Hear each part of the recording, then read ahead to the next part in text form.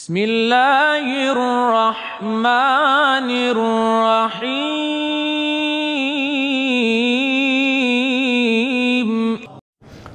আসসালামু আলাইকুম। সম্মানিত সুধীমণ্ডলী, আমরা সূরা আনফালের পরে আমাদের আলোচনা চলছে। আমরা এখন 26 নম্বর আয়াত থেকে আলোচনা শুরু করব ইনশাআল্লাহ।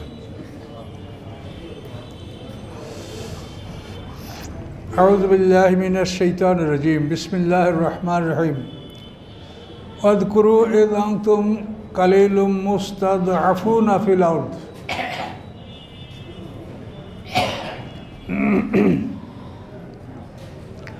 আল্লাহ রাব্বুল আলামিন বলেন, স্মরণ করো তোমরা যখন তোমরা পৃথিবীতে অল্প সংখ্যক ছিল।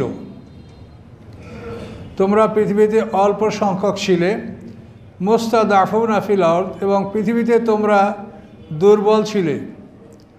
তাখাফুনা, তোমরা ভয় করতেছিলে, আইয়া তাখাত্তাফাকুমুন নাস, যে মানুষেরা তোমাদেরকে তুলে নিয়ে যাবে,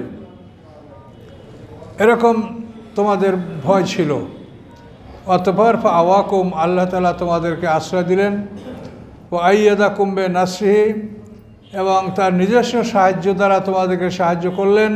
ও রাযাকাকুম মিনাত তাইয়্যিবাতি, এবং পবিত্র বস্তু হতে তোমাদেরকে খাদ্য দান করলেন। লাআল্লাকুম তাশকুরুন, যাতে তোমরা কৃতজ্ঞতা জ্ঞাপন করো। মুসলমানদের প্রাথমিক অবস্থাটা আল্লাহ বলছেন যে প্রাথমিক অবস্থায় তোমরা এমনই ছিলে দুর্বল যে তোমাদেরকে ওরা তুলে নিয়ে যাবে, তোমাদেরকে যে কোনো বিপদে ফেলবে। আর তারা করেছে এগুলি, চরম নির্যাতন মুসলমানদের উপরে তারা প্রাথমিক পর্যায়ে করেছে। তো সেই কথাটা আল্লাহ বলেন যে তোমরা স্মরণ করো যখন তোমরা পৃথিবীতে তোমরা সংখ্যায় অল্প ছিলে, তোমরা পৃথিবীতে দুর্বল ছিলে, তোমরা ভয় করছিলে যে আইয়া তাখাত্তাফাকুমুন নাস, যে মানুষরা তোমাদেরকে তুলে নিয়ে যাবে। অতঃপর আল্লাহ তোমাদেরকে সাহায্য করেছেন, এবং তার নিজস্ব সাহায্যের মাধ্যমেই তোমাদেরকে আল্লাহ সাহায্য করেছেন, এবং তোমাদেরকে পবিত্র বস্তু হতে তিনি খাদ্য দান করেছেন, যাতে তোমরা কৃতজ্ঞতা জ্ঞাপন করো। তো ইসলামের প্রাথমিক অবস্থাটা এরকম খুবই দুর্বল ছিল। আল্লাহ রসুলের পরে ওই নাজেল হওয়ার পরে সর্বপ্রথম ইসলাম গ্রহণ করেন বিবি খাদিজা। তো এরপরে ইসলাম গ্রহণ হযরত আলী রাদিয়াল্লাহু তাআলা আনহু। এরপরে ইসলাম গ্রহণ করেন যায়েদ ইবনে হারেসা। আল্লাহ রসুলের গৃহে সে গোলাম ছিল, যায়েদ ইবনে হারেসা। তাকে বলা হতো যায়েদ ইবনে মোহাম্মদ, মোহাম্মদ সাল্লাল্লাহু ছেলে বলে তাকে আখ্যায়িত করা হতো। তো এরা সর্বপ্রথম ইসলাম গ্রহণ করছে। এরপরে ইসলাম গ্রহণ করেছে আবু বকর সিদ্দিক। আবু বকর সিদ্দিক ইসলাম গ্রহণ করার পরে আবু বকর সিদ্দিক তার বিশেষ ঘনিষ্ঠদেরকে ডাকলেন। তারা হলেন হযরত ওসমান গনি রাদিয়াল্লাহু তাআলা আনহু, আব্দুর রহমান আওফ, সাদ, তালহা, জুবায়ের, এই পাঁচজন। এদেরকে আবু বকর সিদ্দিক ডাকলেন, ডেকে তাদেরকে বিষয়টা বুঝিয়ে বললেন। আবু বকর সিদ্দিক খুব জ্ঞানী মানুষ ছিলেন এবং খুব প্রভাবশালী ব্যক্তি ছিলেন। আরবের লোকেরা তার কাছ থেকে বিভিন্ন কাজে পরামর্শ গ্রহণ করত। তো এই পাঁচটা বিখ্যাত লোককে উনি ডাকলেন, ডেকে তাদেরকে বুঝিয়ে বললেন যে আল্লাহ রসুল মুহাম্মদ সাল্লাল্লাহু আলাইহি ওয়াসাল্লাম সে নবুয়ত লাভ করছেন, এবং তার কাছে ওহী আসে, নূতন আসমানি কিতাব তার কাছে আসছে। তো এই কথাগুলি তারা বিশ্বাস করলো, একমত হলো। তখন এদেরকে নিয়ে হযরত তালহা, জুবায়ের, সাদ, আব্দুর রহমান আওফ এবং ওসমান গনি, এই পাঁচজনকে নিয়ে আল্লাহ রসুলের কাছে হযরত আবু বকর সিদ্দিক গেলেন, এবং তারা আল্লাহ রসুলের হাতে তারা বায়াত গ্রহণ করলেন এবং ইসলাম কবুল করলেন। এটা হলো ইসলামের একেবারে প্রাথমিক অবস্থা। এরপরে ধীরে ধীরে ইসলামের সংখ্যা বাড়তে থাকে। তবে 3 বছর পর্যন্ত এই দাওয়াতি কাজ এটা গোপনে চলছিল, প্রকাশ্যে দাওয়াত দেওয়া হতো না, গোপনে। 3 বছর পরে আল্লাহ আদেশ দেন, ফাসদা বিমা তু'মারুন, আয়াত নাযিল হয় যে আপনাকে যে আদেশ দেওয়া হয়েছে সেটা আপনি খুলে দেন, প্রকাশ করে দেন, ফাটিয়ে দেন। তো 3 বছর পরে প্রকাশ্যে দাওয়াত শুরু হলো, এবং এরপরে কঠিন নির্যাতন শুরু হলো। এই নির্যাতনের শিকার সর্বপ্রথম হয় নারীরা। সর্বপ্রথম ইসলামের জন্য যিনি শাহাদাত বরণ করেন তিনি একজন মহিলা, তার নাম হলো সুমাইয়া রাদিয়াল্লাহু তাআলা আনহা। এরপরে পুরুষদের মধ্যে যে শাহাদাত বরণ তার নাম হলো ইয়াসার, আম্মারের পিতা। আম্মার তার ছেলে, আম্মারকেও যথেষ্ট কষ্ট দেওয়া হয়েছে। শেষ পর্যন্ত আম্মার থেকে তারা বলা হয়েছে যে মুহাম্মদকে ত্যাগ করো, আল্লাহকে ত্যাগ করো, লা ইলাহা ইল্লাল্লাহ বলা বন্ধ করো। তো এটা আম্মার কষ্ট পেয়ে বন্ধ করছিলেন। তাকে জ্বলন্ত কয়লার উপরে চিৎ করে শোয়া দেওয়া হয়েছিল, পানি দিয়ে তাকে চুবিয়ে মারার উপক্রম করা হয়েছে। তারপর সে বসে হয়তো তোমাদের কথা মানি। তো এভাবে আম্মার মোরতাদ হয়ে গেছিলো। তো সবাই তো বলে যে আম্মার ধ্বংস হয়ে গেছে। আল্লাহ রসুল তাকে জিজ্ঞাসা করেন, আম্মার তোমার অন্তরের মধ্যে কি আছে? তুমি কি লা ইলাহা ইল্লাল্লাহ এই কলেমার উপরে কি তুমি আছো? তা আম্মার বলে যে ওই কলেমাই আমার অন্তরে প্রশান্তি, অন্য কিছু আমার অন্তরে নাই, কিন্তু ওদের নির্যাতনে আমি এটা বলেছি। তখন আল্লাহ রসুল বলেছেন যে আম্মারের পা হইতে মাথা পর্যন্ত সম্পূর্ণ তার ভিতরে ঈমান, তার মধ্যে কোনো ত্রুটি নাই, এবং এই অত্যাচারের জন্য সে নিজে কলমাকে অস্বীকার করেছে। এরকম অনেক সাহাবীদের ব্যাপার হয়েছে। আইয়াশ ইবনে রাবিয়া একজন সাহাবী, তাকে ওরা মাইরিয়া পিটিয়া তাকে ওরকম ওরা বলিয়েছিল যে হ্যাঁ আমি লা ইলাহা ইল্লাল্লাহ বলবো না, আল্লাহ রসুলকে মানব না, এরকম বহু ঘটনা তারা ঘটিয়েছে। তো এই প্রাথমিক সময়টার কথা আল্লাহ মনে করে বলছেন যে তোমরা দুর্বল ছিলে, তো আমি তোমাদেরকে আশ্রয় দিয়েছি। এবং নবুয়তের ৫ম বছরে তো সাহাবীরা আবিসিনিয়ায় হিজরত করলেন, প্রথমে ১৬ জন, তারপর ৮২ জন। এটা নবুয়তের ৫ম বছরে, এবং ওই বছরেই হযরত ওমর ফারুক রাদিয়াল্লাহু তাআলা আনহু ইসলাম গ্রহণ করেন। তো আপনারা একটা কথা জানেন, বা এটা প্রচলিত কথা, যে ওমর ফারুকের মাধ্যমে মুসলমানদের সংখ্যা হয়েছিল ৪০। এটা ১০০% ভুল কথা। তার কারণ ওমর ফারুক ৫ম নবুয়তে ইসলাম গ্রহণ করছেন, সেই বছরই তো আবিসিনিয়ায় প্রথম ব্যাচে হিজরত করলো ১৬ জন, দ্বিতীয় ব্যাচে ৮২ জন। তাহলে ওমর ফারুক দ্বারা ৪০ হলো কী করে? তো এগুলি হলো একটা কথা এমন, যেটা সমাজে সবাই এটা বলে যে ওমর ফারুকের মাধ্যমে মুসলমানদের সংখ্যা দাঁড়িয়েছে ৪০, এবং তিনি সবাইকে নিয়ে মসজিদে একসঙ্গে ঢুকছেন এবং বলছেন যে আমরা প্রকাশ্যে নামাজ পড়ব। তো এই প্রকাশ্যে নামাজ পড়ার কথাটা অবশ্য প্রমাণিত হয়, কিন্তু মুসলমানদের সংখ্যা যে ৪০ ছিল এটা ঠিক না। তখন মুসলমানদের সংখ্যা আরও অনেক বেশি ছিল, কেন হিজরত যারা করেছেন তাদের ছাড়াও মক্কাতে আরও অবশিষ্ট মুসলমানও ছিল। তো প্রাথমিক এই অবস্থাটার কথা আল্লাহ স্মরণ করায় দিচ্ছেন যে তোমাদের এরকম একটা অবস্থা গেছে। ইয়া আইয়ুহাল্লাযীনা আমানু লা তাকুনুল্লাহ ওয়া রাসূলা তাকুনু আমানাতিকুম। হে ঈমানদারগণ, লা তাকুনুল্লাহ ওয়া রাসূলা, আল্লাহ এবং রাসূলের খেয়ানাত করো না। আল্লাহ এবং আল্লাহ রসুলের পক্ষ থেকে যদি তোমাদের কাছে কিছু আমানত রাখা হয়, সে আমানতের খেয়ানাত করো না। ও তাকুনু আমানাতিকুম, এবং তোমরা নিজস্ব আমানতের খেয়ানাত করবে না। অন্তুম তা'লামুন, অথচ তোমরা জানো যে এটা আমানত, এবং এটার খেয়ানাত করা মুনাফিকের লক্ষণ। মুনাফিকের আলামত হলো ৪টা: মিথ্যা কথা বলা, ওয়াদা খেলাপ করা, আমানতের খেয়ানাত করা, তর্কে বিতর্কের মধ্যে ফাহিশা কালাম ব্যবহার করা। এই ৪টা স্বভাব যদি কারোর মধ্যে থাকে, আল্লাহ রসুল বলে সে রোজা নামাজ সবই করুক, কিন্তু সে মুসলমান না। ৪টা স্বভাব: মিথ্যা কথা বলা, ওয়াদা খেলাপ করা, আমানতের খেয়ানাত করা, তর্ক বিতর্কের মধ্যে ফাহিশা কথা, অশালীন কথা, অশ্লীল কথা বলা। এই ৪টা স্বভাব। আল্লাহ রসুল বলেন আরবাউ মান কুন্না ফিহি কানা মুনাফিকান খালিসান। ৪টা স্বভাব যার মধ্যে থাকবে সে হবে খাঁটি মুনাফিক, মানে তার মধ্যে বিন্দুমাত্র ঈমান নাই। কথা বলতে পারছেন? তো আমি এই প্রসঙ্গে একটা আমার জীবনের কথা বলি, যে আমি একদিন মিষ্টির দোকানে মিষ্টি খেতে গেছি, আর আমার সাথে আরও লোক ছিল। তো আমরা বললাম যে এই তোমার দোকানে এই মিষ্টিতে ভেজাল আছে নাকি? কাল না হুজুর, কোনো ভেজাল নেই। বল কীরকম ভেজাল নাই? কারণ এই মিষ্টিটা সম্পূর্ণ পাউডারের তৈরি, এটার মধ্যে কোনো দুধের ছানা নাই, কাজে এটা ভেজাল নাই। কথা বলতে পারছেন? দুধের ছানা থাকলে তখন ভেজাল হয়ে যেত, কাজে পাউডারের মিষ্টি কোনো ভেজাল নাই। তাহলে ভেজাল নাই মানে কি? ওর মধ্যে ঈমানের ভেজাল মোটেও নাই, একদম খাঁটি মুনাফিক। ৪টা স্বভাব। এবং মিথ্যা কথা বলাকে আল্লাহ রসুল বলেছেন যেটা শিরকের সমপর্যায়ের অপরাধ।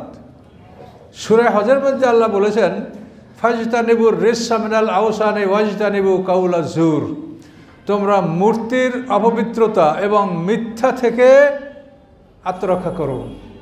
তা আল্লাহ রসুল মেম্বারে বসে বলেছেন জুমার খুতবায় যে আল্লাহ তাআলা যেহেতু একই আয়াতের মধ্যে পাশাপাশি দুইটা জিনিস উল্লেখ করেছেন যে ফাজতানিবুর রিসসা মিনাল আওসানি, মূর্তির অপবিত্রতা এবং মিথ্যা কথা বর্জন করো। মূর্তি পূজা একটা অপবিত্র কাজ, একটা অশালীন কাজ। তো এই জন্য মূর্তি পূজা এবং মিথ্যা কথাটা সমপর্যায়ের অপরাধ। কাজে মিথ্যার মতো অত বড় অপরাধ আর কিছু নাই। আর আমাদের সমাজের কথা ভেবে দেখেন যে আমরা কিসের উপরে আছি। তবুও সতর্ক হতে হবে। আমার কবরে আমি যাব, আপনার কবরে আপনি যাবেন, যারা মিথ্যা বলে তারাও তাদের কবরে যাবে। কাজে অপরের চিন্তা না করে নিজেরা যাতে আমরা এর থেকে বেঁচে থাকতে পারি সেইটাই ভেবে দেখতে হবে। আর নিজেদের পরিবার, সন্তান সন্ততি এদেরকে যাতে মিথ্যার অভ্যাস এদের মধ্যে না আসে, এজন্য আপনাদেরকে কৌশলগতভাবে সংসারে আপনাদের চলাফেরা করতে হবে। কৌশলটা কি বলেন? কৌশলটা হচ্ছে যে আপনার সংসারে এমন একটা মানুষ হবেন যে সংসারের প্রত্যেকটা লোক আপনাকে মনে করবে যে আব্বা আমার খুব আপনজন, সব আপনার কাছে দৌড়ে এসে বলবে। স্ত্রী মনে করবে যে আমার স্বামী, আমি যাই করি স্বামী কখনো আমার প্রতি রাগ করবে না। এরকম একটা বিশ্বাস যখন আপনার উপরে সৃষ্টি হবে, তখন আপনার ছেলেমেয়েরা, স্ত্রী আপনার ভয়ে কোনো মিথ্যে কথা বলার চেষ্টা করবে না। ছেলেমেয়েদের যা লাগবে আপনি সঠিকভাবে দিচ্ছেন। এখন ওখানে যা চাই তাই তো আব্বা দেয়, তা আব্বার কাছে আবার মিথ্যে কথা কর কী প্রয়োজন আছে আমাদের? স্ত্রী সংসারে কোনো ক্ষয়ক্ষতি করলে যদি আপনি রাগ না করেন, তার সাথে খারাপ আচরণ না করেন, তো স্ত্রী একটা সংসারে ক্ষয়ক্ষতি হয়ে গেলে আপনাকে সত্য কথা বলবে। কাজে এই জন্য সত্য কথার একটা পরিবেশ সৃষ্টি করতে হবে আপনার নিজেদের, মানে সংসার থেকে এটা গড়ে উঠতে হবে যে কারো মনে যেন এরকম ভয়ভীতি না থাকে। এই ভয়ভীতির কারণে কিন্তু অনেক সময় মানুষ মিথ্যা বলে।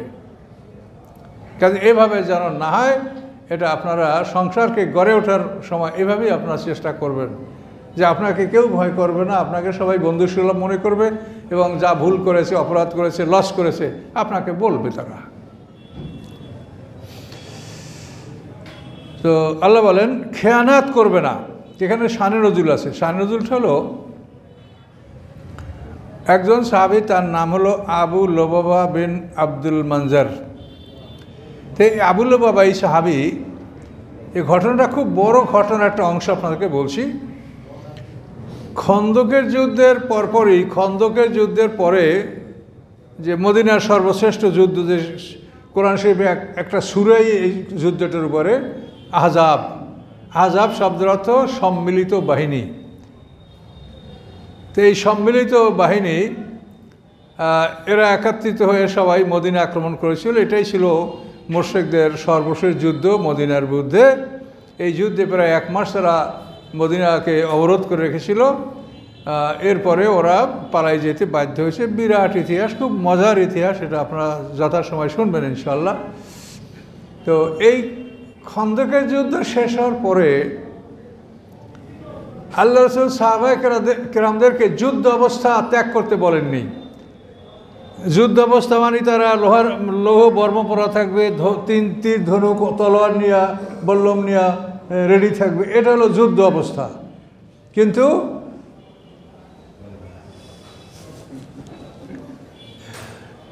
আল্লাহ রসুল যুদ্ধ শেষ হওয়ার পর, ওরা পালিয়ে যাওয়ার পরেও আল্লাহ রসুল যুদ্ধ অবস্থা ত্যাগ করতে নিষেধ করেছেন। আল্লাহ বলছেন যে যুদ্ধ অবস্থায় তোমরা থাকো, পোশাক পরিহিত অবস্থায় থাকো। তো এভাবে প্রায় 1 মাস যখন পার হয়ে গেল, ওই যুদ্ধের পরে 1 মাস, তো আল্লাহ রসুল বললেন যে এখন আর ওদের আসার সম্ভাবনা নাই। যদি ওরা প্রস্তুত হয়ে আবার আসে তাহলে যাইতে 8-10 দিন লাগে, আর আসতে আবার 8-10 দিন, পরিস্থিতিতে ধরেন 4-5 দিন। তো 1 মাসের মধ্যেও যখন ওরা আর মক্কা থেকে ফিরে আসে নাই, তখন ওরা আসবে না। এমন অবস্থায়, এমন চিন্তা করে আল্লাহ রসুল সাহাবায়ে কেরামদেরকে বললেন যে তোমরা এখন যুদ্ধ অবস্থা ত্যাগ করে স্বাভাবিক অবস্থায় আসো। তখন সাহাবায়ে কেরামরা তাদের পোশাক খুলতে শুরু করেছেন, কেউ খুলেছেন, কেউ খোলেন নাই। এর মধ্যেই জিবরিল আমিন হাজির। আসলে ইয়া রাসূলুল্লাহ, আল্লাহ তাআলা আসমানের ফেরেশতারা এখনো পোশাক খোলেনি, তা আপনি আপনার সাহাবীদেরকে পোশাক খুলতে কেন বলেছেন? তাহলে রাসূল কি করতে হবে? যে এক্ষুনি সবাইকে পোশাক পরে রেডি হতে বলেন এবং ইহুদি বনু কুরাইজাকে আক্রমণ করতে হবে। মদিনায় তখন এই একদল ইহুদি ছিল, ইহুদি বনু কুরাইজা। ইহুদি বনু কাইনুকা বদরের যুদ্ধের পরে বহিষ্কার হয়েছে, তারপরে ইহুদি বনু নজির ওহুদের যুদ্ধের পরে বহিষ্কার হয়েছে, আর ইহুদি বনু কুরাইজা এইটা খন্দকের যুদ্ধের পরে এদের বহিষ্কার। তো এই ইহুদিদেরকে যখন ঘেরাও করা হয়, তো ঘেরাও করার পরে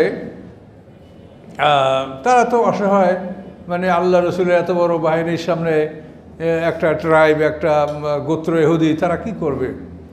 তো তাদেরকে, কিন্তু তাদের দুর্গ ছিল খুব সুরক্ষিত দুর্গ, সেই দুর্গের ফটক বন্ধ করে ওরা ভিতরে থাকলো, মুসলমানরা ঢুকতে পারছে না। তো 20-21 দিন পর্যন্ত এই অবরোধ, মুসলমানরা অবরোধ করে রাখলো, কিন্তু ওরা দুর্গর দরজা খুলছে না, আর মুসলমানরা ভেঙে প্রবেশ করতে পারছে না।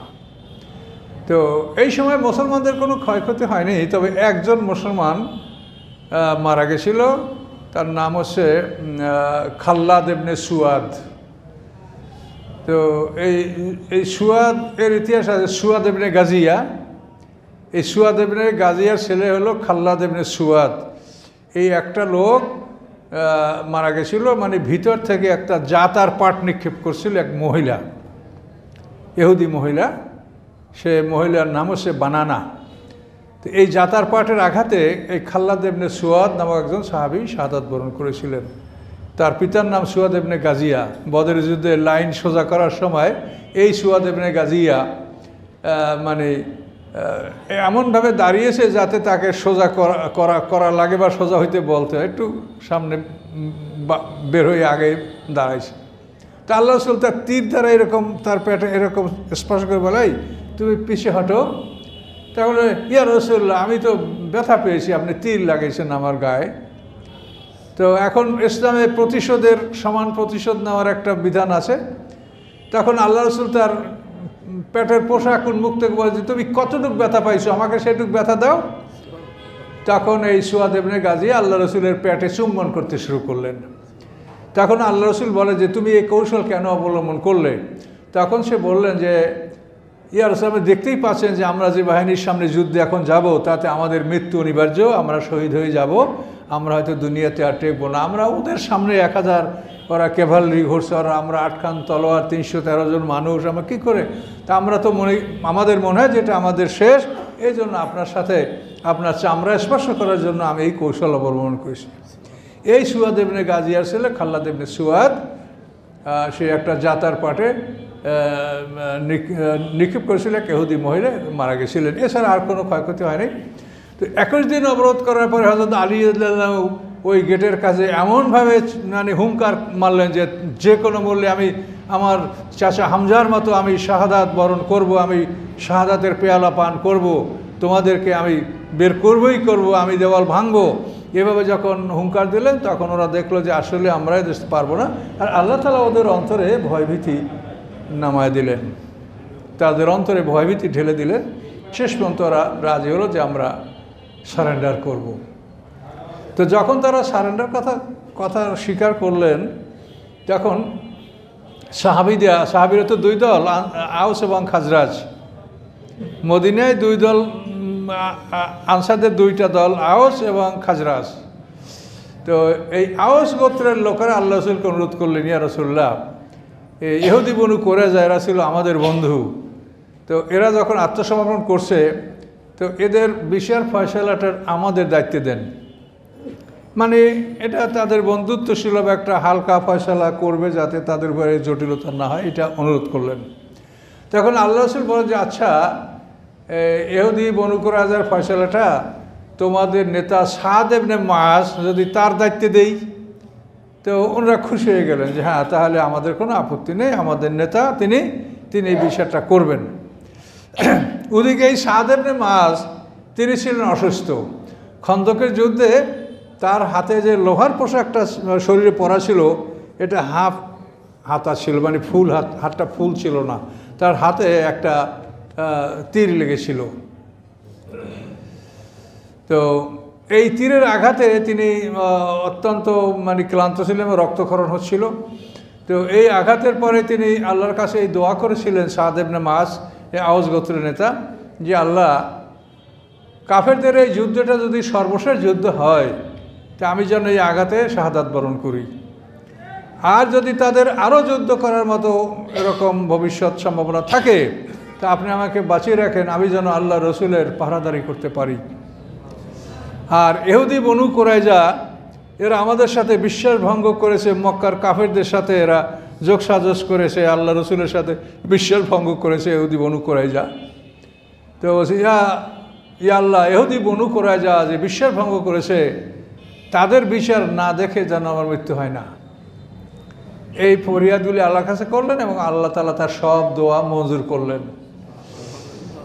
তো উনি মদিনায় রাফিদা নামক এক মহিলার দুর্গে, সে মহিলা জখম রোগীদের চিকিৎসা করতেন। তো আল্লাহ রসুলের হুকুমে ওই রাফিদার তাঁবুতে তিনি চিকিৎসারত অবস্থায় ছিলেন।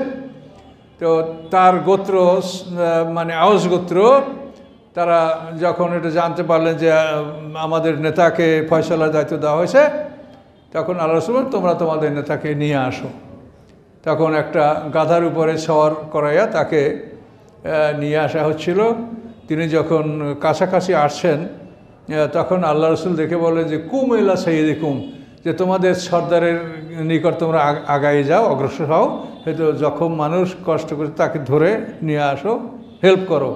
তো এইখানে কিন্তু কুম ইলা সাইয়্যিদিকুম যে হাদিসটা আছে, এই হাদিসটা দ্বারা অনেক ওলামায়ে কেরাম দলিল নেন যে মুরব্বীদের সামনে দাঁড়াতে হবে বা ক্লাসে ছাত্ররা দাঁড়াবে বা দাঁড়াইয়া সম্মান করবে, এই হাদিস যে কুম ইলা সাইয়্যিদিকুম। কিন্তু এই হাদিসের ব্যাখ্যা যেটা, সেটা কিন্তু একথা আসে না।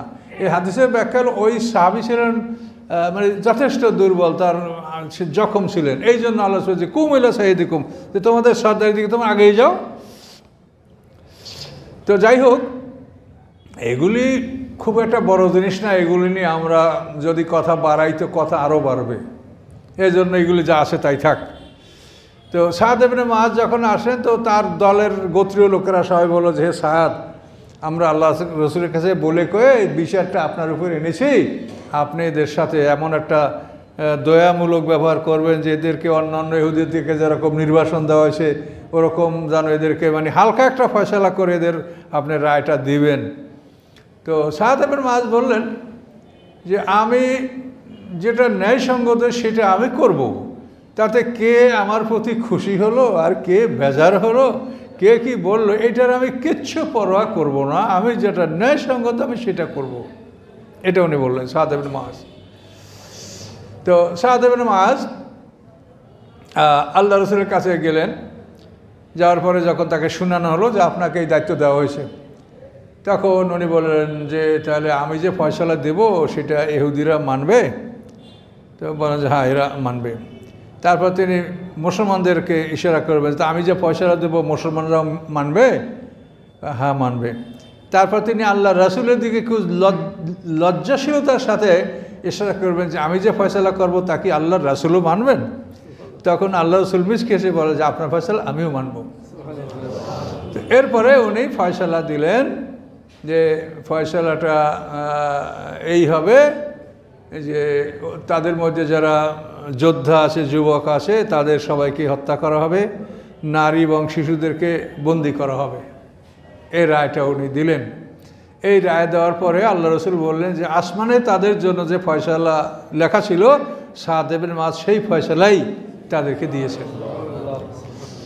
তো এই ফয়সালা দেওয়ার পরেই সাদ ইবনে মুআজের জখম থেকে প্রবল বেগে রক্তক্ষরণ শুরু হয়ে গেল এবং তিনি মদিনার মসজিদে আবার সেই রাফিদার তাঁবুতে গেলেন এবং সেখানেই তিনি শাহাদাত বরণ করলেন। তো আয়েশা সিদ্দিকা রাদিয়াল্লাহু তাআলা আনহা বলেন যে সাদ ইবনে মুআজ যখন ইন্তেকাল করেছে,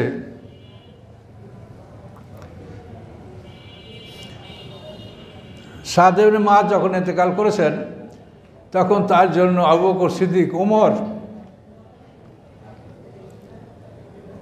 তারা যেভাবে কেঁদেছে তাদের কান্নার আওয়াজ আমি ঘরে বসে শুনতে পেয়েছি।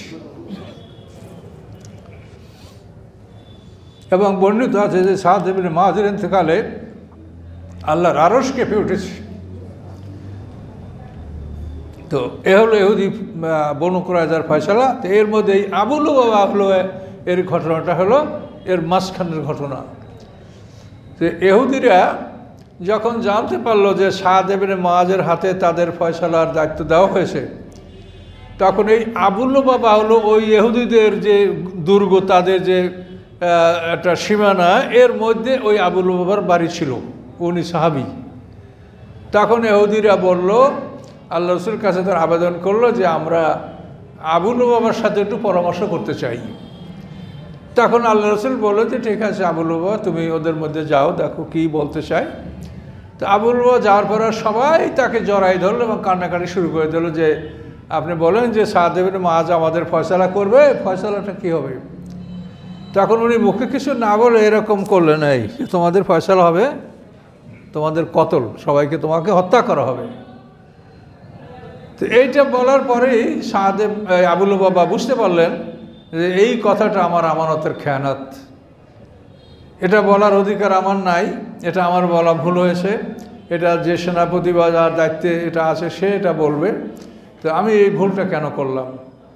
তাদেরকে এটা বলার পরে আবু লুবাবা লজ্জায় মানে আল্লাহ রসুলের কাছে ফিরে না গিয়া তিনি মদিনার মসজিদে গিয়া মসজিদে একটা খুঁটির সাথে পা বেঁধে উল্টো বেলে ঝুলে পড়লেন এবং সেই খুঁটিতে প্রায় 1 সপ্তাহ থাকার পরে বেহুশ অবস্থা তার, এমন অবস্থায় আল্লাহ তাআলা তার তওবা কবুল করেছেন। তো মদিনার মসজিদে এখন সেই খুঁটিটা ওভাবে নাই, আগে একটা খুঁটিতে লেখাই ছিল উস্তওয়ানায়ে আবু লুবাবা উস্তওয়ানায়ে তওবা, এই একটা খুঁটিতে লেখা ছিল। অনেক আগে, ধরেন আজ থেকে প্রায় 100 বছর আগে এটা এরকম ছিল, কিন্তু এখন তো ওরকম ওটা নাই, ওই চিহ্নও নাই। তো এই আবু লুবাবা সে যে খেয়ানাত করেছে এই সম্পর্কে আল্লাহ আয়াত নাযিল করেছেন যে আল্লাহ এবং আল্লাহ রসুলের খেয়ানাত করো না। এবং তোমাদের এই আবু লুবাবার ছেলেমেয়েরা ছিল ওই ইহুদিদের দুর্গে, এই জন্য সে একটু মানসিক দিক দিয়ে দুর্বল ছিল। তো এতটুকু খেয়ানাত, এর জন্য সে মসজিদের খুঁড়িতে উল্টিভাবে পা বেঁধে ওরকম ঝুলে থাকতো। নামাজের সময় আসলে তার স্ত্রী তাকে খুলে দিত, নামাজ পড়তো, আবার নামাজের পরে আবার সে ওইভাবে বন্দী হতো।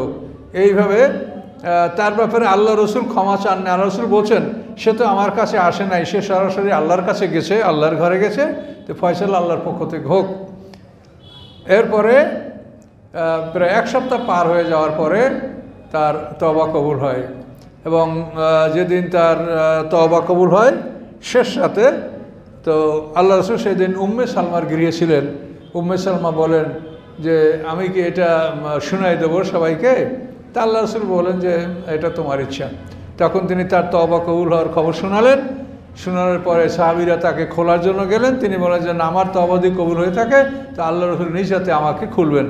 তারপরে আল্লাহ রসুল ফজরের নামাজ পড়তে যখন আসলেন তখন তাকে খুলে দিয়েছিলেন। উস্তওয়ানায়ে আবু লুবাবা উস্তওয়ানায়ে তওবা, এই আবু লুবাবার কথা বলা হয়েছে যে আল্লাহ এবং আল্লাহ রসুলের খেয়ানাত করো না।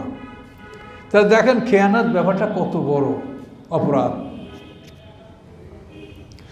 ওয়ালামু আন্নামা আমওয়ালুকুম ওয়া আওলাদুকুম ফিতনা, এবং জেনে রাখো নিশ্চয়ই তোমাদের মাল তোমাদের আওলাদ এটা একটা ফিতনা, মানে পরীক্ষার বস্তু। এই মাল ও আওলাদের কারণে মানুষ কিন্তু অনেক অন্যায় করে।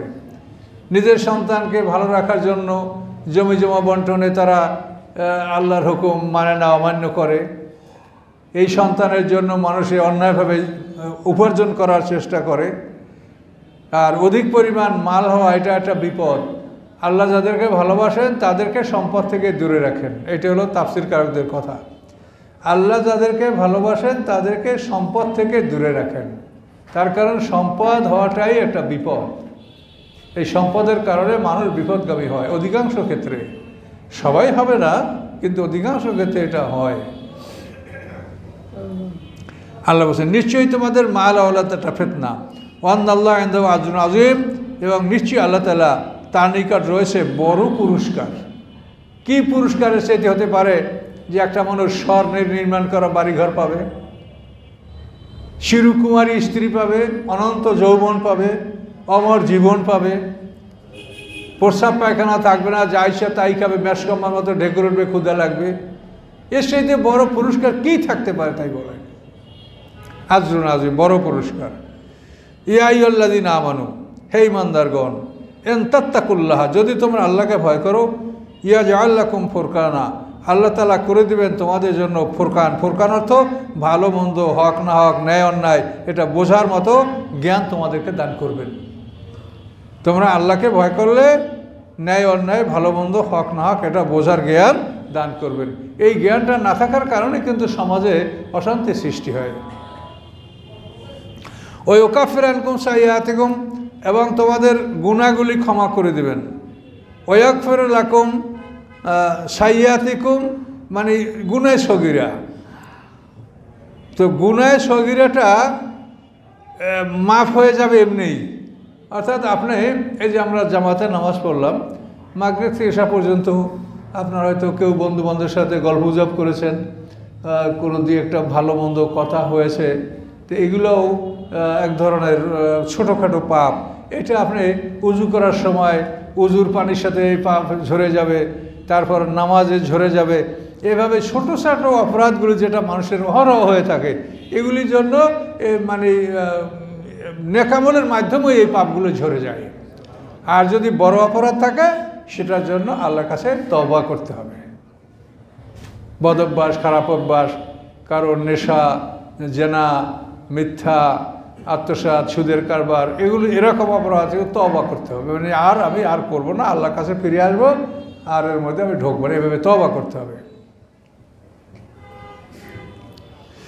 তো আল্লাহ তাআলা তোমাদের ছোটোখাটো অপরাধগুলি ক্ষমা করে দেবেন এবং তোমাদের জন্য সাধারণ ক্ষমা আল্লাহ রাখবেন। ওয়াগফির লাকুম, আল্লাহু যুল ফাদলিল আযীম, আল্লাহ তাআলা বড় অনুগ্রহশীল, অনেক অনুগ্রহ, অনেক কল্যাণ তার কাছে আসে। ওয়াইজ ইয়ামকুরু বিকাল্লাযীনা কাফারু লিইসবিতুকা আও ইয়াকতুলুকা আও ইউখরিজুকা ওয়া ইয়ামকুরুনা ওয়া ইয়ামকুরুল্লাহ আল্লাহু খায়রুল মাকিরিন। এখানে অনেক কথা। স্মরণীয় ঘটনা, যখন আপনাকে নিয়ে তারা ষড়যন্ত্র করেছিল। কারা? আল্লাযীনা কাফারু, কাফেররা। কি করতে চেয়েছিল? লিইসবিতুকা, যে আপনাকে তারা গৃহে আবদ্ধ করে রাখবে, আও ইয়াকতুলুকা, অথবা আপনাকে তারা হত্যা করবে, আও ইউখরিজুকা, অথবা আপনাকে তারা দেশান্তর করবে। এই ধরনের পরিকল্পনা তারা নিয়েছিল। ওয়ামকুরুনা, তারা ষড়যন্ত্র করেছিল। ওয়ামকুরুল্লাহ, আল্লাহ তাদের বিরুদ্ধে ষড়যন্ত্র করলেন। আল্লাহু খায়রুল মাকিরিন, আল্লাহ তাআলা সবচেয়ে উত্তম ষড়যন্ত্রকারী, উত্তম কৌশল অবলম্বনকারী। এখানে হচ্ছে যে আল্লাহর রসুল যখন হিজরতের অনুমতি পাইলেন আল্লাহর পক্ষ থেকে, যে এটা তো বিশাল ঘটনা রাসূলের জীবনের, যে নবুয়তের 13 বছরে, হিজরতের আগের বছর, তো এই নবুয়তের 13 বছরে 72 জন লোক মদিনার থেকে, আনসার গোত্রের 72 জন লোক মদিনার থেকে হজের মৌসুমে আল্লাহ রসুলের কাছে আসলেন। হজের মৌসুমে গভীর রাতে দেখা করলেন এবং তারা আল্লাহ রসুলকে দাওয়াত দিলেন যে আপনি মদিনায় যাবেন, আপনার এখানে কষ্ট করতে হবে না, আমাদের মদিনায় আমাদের বাগান আছে, পানি আছে, ঠান্ডা আবহাওয়া আছে, কাজে আপনি মদিনায় যাবেন, আমাদের এলাকায়, এখানে আপনার থাকতে হবে না, এখানে কষ্টের জায়গা। তখন আল্লাহ রসুল তাদেরকে অনুমতি দিলেন। এটা বিরাট কাহিনী। এখানে সেই আকাবার তৃতীয় সন্ধি, এটাকে বলা হয়। আকাবার প্রথম সন্ধিতে 11 নবুয়তের 11 বছরে 6 জন লোক মদিনা থেকে আসছিল, তারা ইসলাম গ্রহণ করছিল। তারপর 12 বছরে আসছিল 12 জন, আর 13 বছরে আসে 72 জন। এই সব মদিনার লোক। এই মানে নবুয়তের 13 বছরে, 13তম বছরে এই 72 জন লোক এসে আল্লাহ রসুলকে মদিনায় হিজরত করার জন্য দাওয়াত দিলেন এবং আল্লাহ রসুল তাদের সাথে অনেক কথাবার্তা যা বলার এবং হুজুরের চাচা আব্বাস রাদিয়াল্লাহু তাআলার মধ্যস্থতায় এটা চূড়ান্ত হলো যে আল্লাহ রসুল মদিনায় হিজরত করবেন। তো এইটা চূড়ান্ত হওয়ার পরে আল্লাহ রসুল সাহাবায়ে কেরামদেরকে বলেন যে তোমরা আগে ধীরে ধীরে পাস হও, যাও। তো এখন আস্তে আস্তে দেখা যাচ্ছে মক্কা শহরটা ফাঁকা হয়ে যাচ্ছে। এখন ওরা অস্থির হয়ে গেল যে আমাদের এই শহরটা আস্তে আস্তে ফাঁকা হয়ে যাচ্ছে, তো এই লোকগুলি পালিয়ে যাচ্ছে। তাহলে এগুলির জন্য মুহাম্মদ সাল্লাল্লাহু আলাইহি ওয়াসাল্লাম, তার জন্য সব কিছু হচ্ছে, তো আমরা এবার তাকে আর ক্ষমা করবো না, আমি তাকে মারব। দারুণ্যদয়ে তারা পরামর্শ সভা বসলো।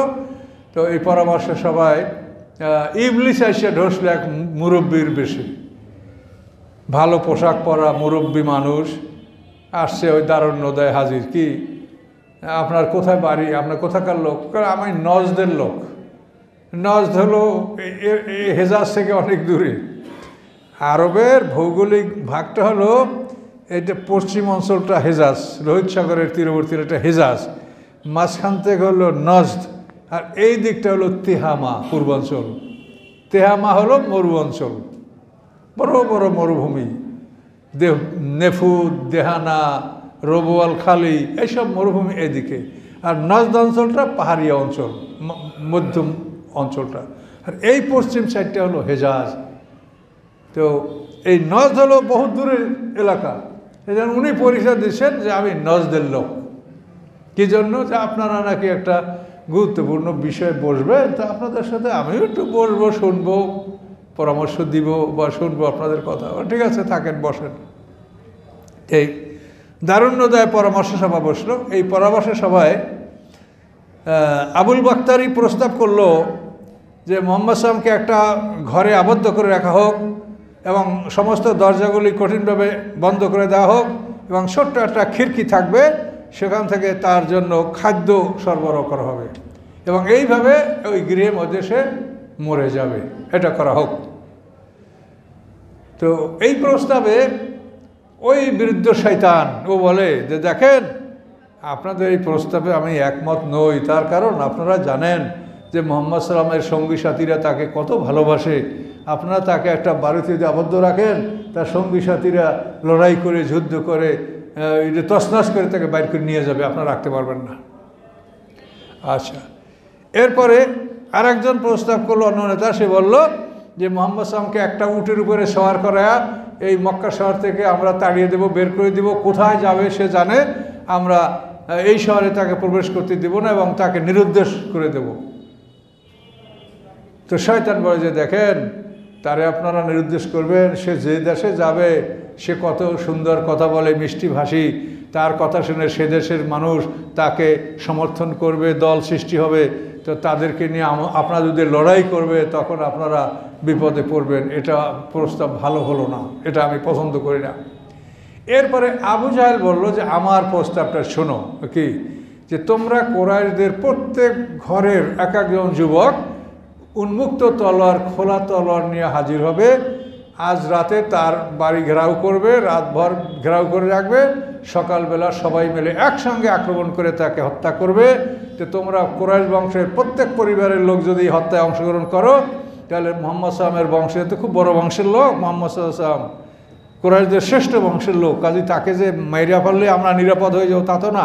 যদি সমস্ত পরিবারের লোকেরা যদি আমরা মারি, তাহলে তারা সবার বিরুদ্ধে, আমাদের সবার বিরুদ্ধে তারা হয়তো লড়াই করতে পারবে না। তখন তারা বলবে যে ইয়া করা হোক, খোসা মারেনি, ঘুমায় কে লোক। তো সবাই মিলে হত্যা করলে তখন আমাদের কাছে তারা রক্তের মূল্য দাবি করবে, আমরা 100 উট দিয়ে দেব। তো এবার শয়তান বলে যে এইটা হচ্ছে কথার মতো কথা, এইটা আমি পছন্দ করি। এই সিদ্ধান্ত হওয়ার পরে ওরা সবাই এই সিদ্ধান্ত নিয়ে গেল যে আজ রাত্রে মোহাম্মদ সাল্লামকে তার বাড়িতে ঘেরাও করা হবে এবং সকালে তাকে হত্যা করা হবে। তো আল্লাহ রসুল এই খবর জানতে পারার সাথে সাথে তিনি আবু বকর সিদ্দিককে খবর জানালেন এবং আল্লাহ রসুল নিজে হিজরত করবেন আবু বকর সিদ্দিককে নিয়ে। তখন শহরে আর কেউ ছিল না, আল্লাহর রসুল, আবু বকর সিদ্দিক, হযরত আলী, এই 3টা লোকই ছিল হিজরত করতে, বাকি আর সবাই চলে গেছিল। তো শেষ পর্যন্ত আবু বকর সিদ্দিক রাদিয়াল্লাহু তাআলা গৃহে আল্লাহ রসুল দ্বিপ্রহরে গেলেন এবং এই খবর বললেন। তো এই হিজরতের জন্য আবু বকর সিদ্দিক আগে থেকেই 2টা উট প্রস্তুত রেখেছিলেন আব্দুল্লাহ ইবনে আরিকাতের দায়িত্বে। তো এভাবে আল্লাহ রসুল রাত্রে গৃহে ছিলেন এবং হযরত আলী রাদিয়াল্লাহু তাআলা তার বিছানায় শোয়ায় রেখেছিলেন এবং বলছেন যে তুমি আমার চাদর মুড়ি দিয়ে শুয়ে থাকো, এই চাদরের ভিতরে কোনো অনিষ্ট ঢুকবে না আল্লাহর রহমতে, আর আমানতের মাল তুমি মানুষকে বুঝাই দেবে। এভাবে আলী রাদিয়াল্লাহুকে রেখে আল্লাহ রসুল এক মুষ্টি বালু নিয়ে নিক্ষেপ করলেন। এই বালু সব কাফেরের চোখে পুষে গেল। এর মধ্যে আল্লাহ রসুল সেখান থেকে বেরিয়ে পড়লেন এবং আবু বকর সিদ্দিককে নিয়ে তিনি রওনা করলেন এবং তিনি গারে সাওরে আশ্রয় নিলেন। আসমা বিনতে আবু বকর একটা মশকে পানি আর একটা মশকে ছাতু এটা সঙ্গে করে দিলেন এবং তার পাজামার ফিতার এক অংশ ছিঁড়ে তার দ্বারা এটার মুখ বন্ধ করে দিয়েছিলেন। তো এইভাবে আল্লাহ রসুল আবু বকর সিদ্দিক নিয়ে গারে সাওরে 3 দিন অবস্থান করেছিলেন।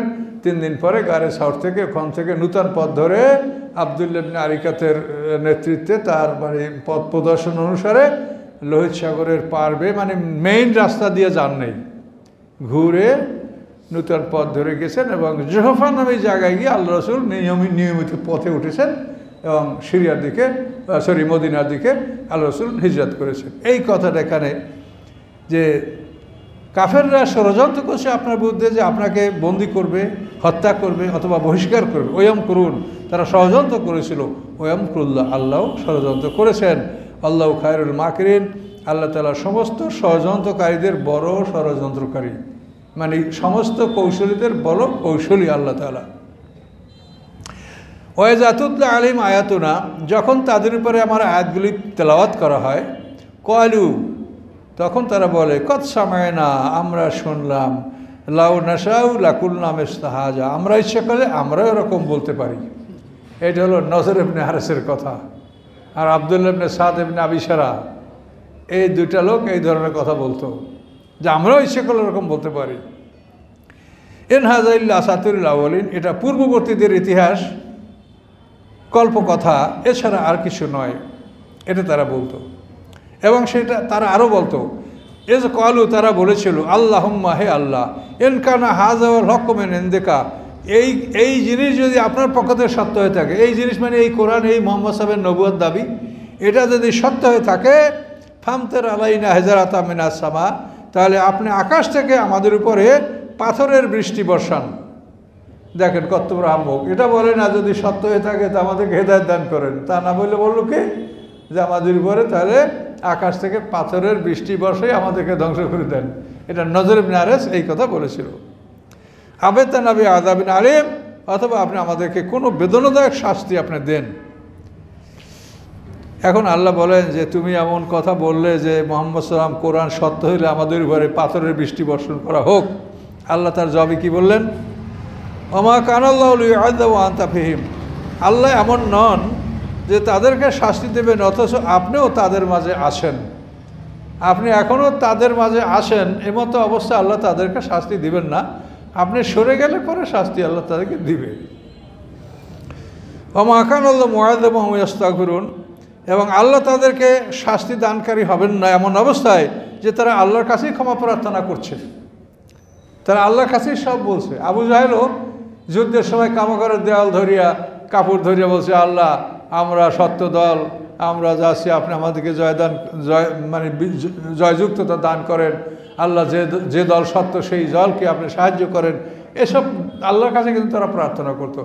আরবের লোকেরা কিন্তু কখনো আল্লাহকে অস্বীকার করে নাই, আল্লাহর ঘরকে অস্বীকার করে নাই, কিন্তু শুধু তারা শিরক, যে আল্লাহ একা এই সব কাজ করতে পারে না, আল্লাহর সাথে আমাদের এই দেবদেবীরা থাকবে। তাদের সমস্যা ছিল এটা, কিন্তু আল্লাহকে তারা কিন্তু কখনো অস্বীকার করে নাই। তারা সমস্ত কাজ করতো আল্লাহর নাম নিয়া, বিসমিক আল্লাহুম্মা, এটা ছিল তাদের বিসমিল্লাহ।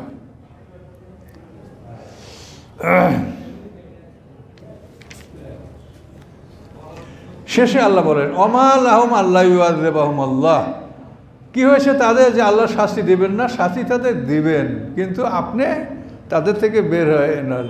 তা আল্লাহ রাসূল হিজরত করার পরেই তো মক্কাবাসীদের উপরে চরম দুর্ভিক্ষ আল্লাহ দিয়েছিলেন। সেই দুর্ভিক্ষের ফলে তারা মানে মরা কুকুর পর্যন্ত খেতে বাধ্য হয়েছে, এমন দুর্ভিক্ষ আল্লাহ দিয়েছিলেন মক্কাবাসীদেরকে আল্লাহ রাসূল হিজরতের পরে। ইয়াকুলুল আলহাজা, তাফসিরে ভাষায় আলহাজ, আলহাজা হলো পশম রক্তে ভিজাইয়া তাই খাইতো, পশুর পশম, এমন দুর্ভিক্ষ আরবকে দেওয়া হয়েছিল আল্লাহ হিজরতের পরে। আল্লাহ বলেন কি হয়েছে তাদের বিষয়, যে তাদেরকে আল্লাহ শাস্তি দিবেন না? শাস্তি তো দিবেন। অহম ইয়াসুদ্দুন আনিল মসজিদুল হারাম, তারা মানুষকে মসজিদুল হারাম থেকে বাধা দেয়। অমা কানু আউলিয়া আহু, অথচ এই মসজিদে হারামের অভিভাবক তারা নয়। মুশরিক অবস্থায় তারা মসজিদের আটকেই রেখেছে, কিন্তু এই মসজিদের অভিভাবক তারা নয়। এন আউলিয়া ইল্লাল মুত্তাকুন, নিশ্চয়ই এই মসজিদের অভিভাবক হচ্ছে মুত্তাকিন লোকেরা, তোমরা এই মসজিদের অভিভাবক নও। ওয়ালাকিন আকসারহুম লা ইয়ালামুন, কিন্তু তাদের অধিকাংশরা এটা জানে না যে মসজিদের অভিভাবক হওয়ার অধিকার তোমাদের নাই। ওমা কানা সালাতু ইনদাল বাইতি ইল্লা মুকাম ওয়া তাসলিয়া, ছিল না তাদের নামাজ কাবাঘরের নিকটে মোকাম ওয়া তাসলিয়া, শীষ দেওয়া তালি বাজানো ছাড়া আর কিছু। মোকা হলো এই জিব্বার মধ্যে আঙ্গুল দিয়ে তারপরে ওই যেরকম লুরলুরি দেয়, চিক মারে, এগুলো মোকা। আর তাসলিয়া হলো তালি বাজানো। তো মুখে লুরলুরি দেওয়া, মুখে ফুৎকার দেওয়া এবং তালি বাজানো, এটা ছিল তাদের নামাজ। বরং মুসলমানরা সেখানে নামাজ পড়তে গেলে তাদের কানের কাছে গিয়ে তারা এগুলো করত, কানের কাছে এভাবে তারা আওয়াজ করত।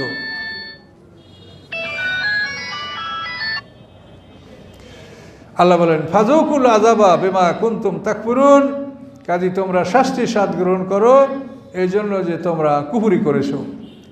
ইন্নাল্লাযীনা কাফারু ইউনফিকুনা আমওয়ালাহুম, নিশ্চয়ই যারা কাফের তারা ব্যয় করে তাদের সম্পদ। কেন ব্যয় করে? লিয়াসুদ্দু আন সাবিলিল্লাহ, যে যাতে তারা মানুষকে আল্লাহর রাস্তা থেকে ফিরাতে পারে। মুশরিকরা যত যুদ্ধ করেছে, যত ধন সম্পদ ব্যয় করেছে, মূল উদ্দেশ্য কি? মানুষকে আল্লাহর পথ থেকে ফিরাবে, মুসলমান হবে না, রাসূলের কথা শুনবে না, এটাই তো তাদের কাজ ছিল। আল্লাহ বলেন ফাসায়ুনফিকুনহা, হ্যাঁ ওরা খরচ করবে, আরও করবে। সুম্মা তাকুনু আলাইহিম হাসরা, তারপর হবে তাদের জন্য একটা দুঃখের বিষয়। দেখবে যে সব খরচ করলাম, কিছুই করতে পারলাম না। সুম্মা ইউগলাবুন, দুঃখের মধ্যে পড়বে, তারপর তারা পরাজিত হবে। আল্লাযীনা কাফারু ইলা জাহান্নামে ইউহশারুন, এবং যারা কাফের অবিশ্বাসী তাদেরকে জাহান্নামের নিকটে একত্রিত করা হবে। জাহান্নামে আগে ফেলানো হবে না, আগে একত্রিত করা হবে, দেখানো হবে। দোজক বলে নাই তো দেখো আছে কি না, বুঝতে পারছেন? এইসব সেখানে দোজকের কিনারায় রাইখা অনেক কিছু ফাংশন হবে। আল্লাহ বলেন এই যুদ্ধের আদেশ আল্লাহ কেন দিয়েছেন? বদরের যুদ্ধের আদেশ লিয়ামিজ আল্লাহুল খাবিসা মিনাত তাইয়্যিব, আল্লাহ তাআলা অপবিত্রকে পবিত্র থেকে পৃথক করতে চান। পবিত্র কারা? তারা যুদ্ধে অংশগ্রহণ করবে। অপবিত্র কারা? যারা মুনাফিক, ওজর পেশ করে যুদ্ধ থেকে বিরত থাকবে। ওয়াজালাল খাবিসা বাযু আলা বায, এবং খবিসদের এক দলকে অন্য দলের সাথেই আল্লাহ স্থাপন করবেন, অর্থাৎ খবিসকে খবিসের সাথে আল্লাহ মিলিত করে দিবেন। এবং মিলিয়ে কি করবেন? ফায়ারকুমু জামিয়া, এবং তাদেরকে এক জায়গায় স্তূপ করবেন খবিসদেরকে। তারপরে কি করবেন? ফায়াজালু ফি জাহান্নামা, তারপর তাদের সবাইকে জাহান্নামে নিক্ষেপ করা হবে। উলাইকুমুল খাসিরুন, এরা প্রকৃত ক্ষতিগ্রস্ত। মানে ঢুকানো হবে একসঙ্গে, ঢুকানোর পরে এক জায়গায় রাখা হবে না, ঢুকানোর পরে তাদের আপন আপন কলবে, এবং কোন দরজা দিয়ে কে কোন গেটে যাবে, 7টা দরজা, এখানে তাদের আপন আপন কলমে, কিন্তু ঢুকাবে একসঙ্গে। ঢোকার পরে তো আবার ভাগ ভাগ করে যথাস্থানে দেবে। একসঙ্গে দুজনও থাকবে না, একজনই থাকবে। তো এভাবে আল্লাহ তাআলা কাফেরদের অবস্থাটা করবেন, এই কথা আল্লাহ তাআলা বলছেন। তো আল্লাহর কোরআন যা বলে সবই সত্য, কাজেই এই কোরআনের কথাগুলো আমরা বিশ্বাস করব, মানব, আমল করব, এবং আল্লাহর কাছে তৌফিক চাবো যে আমরা ভাঙ্গাচুরা যা আমল করি আল্লাহ যেন এটা আমাদের থেকে কবুল করেন। আমাদের তো বহুত সমস্যা, আমরা তো পুরোপুরি দিনের কাজ করতে পারছি না। তো এ পর্যন্তই থাকলো রুকু। এটা হলো 37 নম্বর আয়াত পর্যন্ত রুকু। একটু আছে পারা শেষ হতে, একটু আছে পারা শেষে, নয় পারা শেষ হতে একটু আছে। ও তো একটু শেষ করে দিচ্ছি, বলেন বিসমিল্লাহির রহমানির রহিম, আউযু বিল্লাহি মিনাশ শাইতানির রাজিম। কুল লিল্লাযিনা কাফারু, আপনি কাফেরদেরকে বলেন, আইয়ান্তাহু ইউগফার লাহুম মা কাসালাফ, তোমরা যদি বিরত হও, তারা যদি বিরত হয়, তারা যদি থেমে যায়, তো আল্লাহ তাআলা তাদের পিছনের অপরাধগুলি ক্ষমা করে দেবেন। তোমরা থেমে যাও। ওয়াইয়াউদু, আর তোমরা যদি আবার সেই মুসলমানদের উপরে জুলুম অত্যাচার করে অগ্রসর হও, তাহলে ফাকাত মাদাত সুন্নাতুল আউয়ালিন, জেনে রাখো পূর্ববর্তীদের নিয়ম অতীত হয়েছে। পূর্ববর্তীদেরকে যে নিয়মে ধ্বংস করা হয়েছে, তোমাদেরকে সেই নিয়ম অনুযায়ী ধ্বংস করা হবে। ওয়াকাতিলুহুম হাত্তা লা তাকুনা ফিতনা, মুসলমানদেরকে আল্লাহ আদেশ দিচ্ছেন ওয়াকাতিলুহুম, তাদের বিরুদ্ধে আপনি লড়াই করুন, হাত্তা লা তাকুনা ফিতনা, ফিতনা না থাকা পর্যন্ত। ফিতনা শব্দের অর্থ প্রোজিলাইটাইজেশন, জুলুম, অত্যাচার, শাস্তি। তো এই ফিতনার সাধারণত অর্থ এটা, ফিতনা হলো কষ্ট দেওয়া, অর্থাৎ মুসলমানদেরকে তারা যে শাস্তি দিত, এই শাস্তি দেওয়ার মতো সাহস যেন আর তাদের না থাকে। মুসলমানদেরকে জোরপূর্বক ধর্মান্তর করাতো, মুসলমানদের মাইরিয়া পিটিয়া বন্দি করে তাকে অমুসলিম বানানো হতো, এটা ফিতনা। এটাকে বলে প্রোজিলাইটাইজেশন, জোরপূর্বক মতবাদ চাপিয়ে দেওয়া। তো এই ফিতনা কুফরি, ফিতনার একটা অপর আছে কুফরি। কুফরি যেন না থাকে, মুসলমানদের উপর অত্যাচার ক্ষমতা যেন তাদের না থাকে, এ পর্যন্ত আপনারা লড়াই করবেন। ওয়াকুনুদ্দিনু কুল্লু লিল্লাহ, এবং সমগ্র জগতে আইন হবে একমাত্র আল্লাহর। আইনটা আল্লাহর হবে। কাফের থাকবে, মুশরিক সবাই থাকবে, কিন্তু আইন থাকবে আল্লাহর। এটা কিন্তু আল্লাহ বলে দিয়েছে যে আল্লাহর আইন তোমরা প্রতিষ্ঠিত রাখো। মুসলমানদের দেশে কাফেরদের কি অসুবিধা? তোমরা তোমার ধর্ম পালন করো, তোমরা রাষ্ট্রের হুকুম মানো, তোমরা জিজিয়া কর দাও, তারপর রাষ্ট্রে তোমরা নিরাপদে থাকো, তোমাদের যুদ্ধও করতে হবে না, তোমরা শুধু কর দিয়ে থাকবে। যারা ধনী তারা 4 দিনের বাৎসরিক কর দিবে, যারা মধ্যম পন্থী আর কি মধ্যবিত্ত তারা দেবে 2টা দিনের বাৎসরিক কর, আর যারা গরিব তারা দেবে 1 দিনের। শিশু নারীরা এটা দিবে না। এইভাবে ইসলামী রাষ্ট্রে কাফেরদের উপরে জিজিয়া কর নির্ধারিত ছিল। তাদের থেকে জাকাত নেওয়া হতো না, তারা জাকাত দেবে না, জাকাত দেবে মুসলমানরা। তাহলে এই জন্য আইনটা থাকবে আল্লাহর। এখন আল্লাহর আইনে সবই ব্যবস্থা আছে। তাদেরকে বলা হয় না যে তোমরা মুশরিক যুদ্ধে যাইতে হবে আমাদের সাথে, না। তাদেরকে বলা হয় না জাকাত দিতে হবে, হজ করতে হবে, না। তোমরা থাকো তোমাদের বিধান অনুযায়ী শান্তিতে থাকো, কিন্তু আইনটা থাকবে দেশে মুসলমানদের আইন। যদি চুরি করো হাত কাটা হবে, ডাকাতি করো তাহলে ডাকাতের যে বিষয়টা হবে, যে না করলে সেটার ওই বিচারই হবে। কিন্তু ধর্ম পালনের ক্ষেত্রে তোমরা যার যার ধর্ম সে পালন করতে পারবে। এটা হচ্ছে যে আইন হবে আল্লাহর। ফাইনেন তাও যদি তারা ফিরে থাকে, ফাইনাল্লাহ বিমা ইয়ামালুনা বাসীর, নিশ্চয়ই আল্লাহ তাআলা দেখেন সব কিছু যা তারা করে, তাদের কর্মগুলি আল্লাহ দেখছেন। ওয়ান তাওয়াল্লাহ, যদি তারা ফিরে যায়, ফালামু, জেনে রাখেন, আন্নাল্লাহ মাওলাকুম, নিশ্চয়ই আল্লাহ তাআলা তোমাদের রক্ষাকারী বন্ধু, তোমাদের অভিভাবক, তোমাদের তত্ত্বাবধায়ক। নেমাল মাওলা, কত সুন্দর বন্ধু, নেমান নাসির, কত সুন্দর সাহায্যকারী। নেমাল মাওলা, কত সুন্দর বন্ধু, কত সুন্দর রক্ষাকারী, আশ্রয় দানকারী, কত সুন্দর সাহায্যকারী। নেমাল মাওলা নেমান নাসির। আবার অন্য জায়গায় হাসবুনাল্লাহ, আল্লাহ আমাদের জন্য যথেষ্ট। তা আমরা অনেক সময় দুইটা মিলিয়ে পড়ি, হাসবুনাল্লাহ ওয়া নি'মাল ওয়াকিল, নেমাল মাওলা নেমাল, দুটাই আল্লাহর আয়াতে কোরআনে আছে 2 জায়গায়।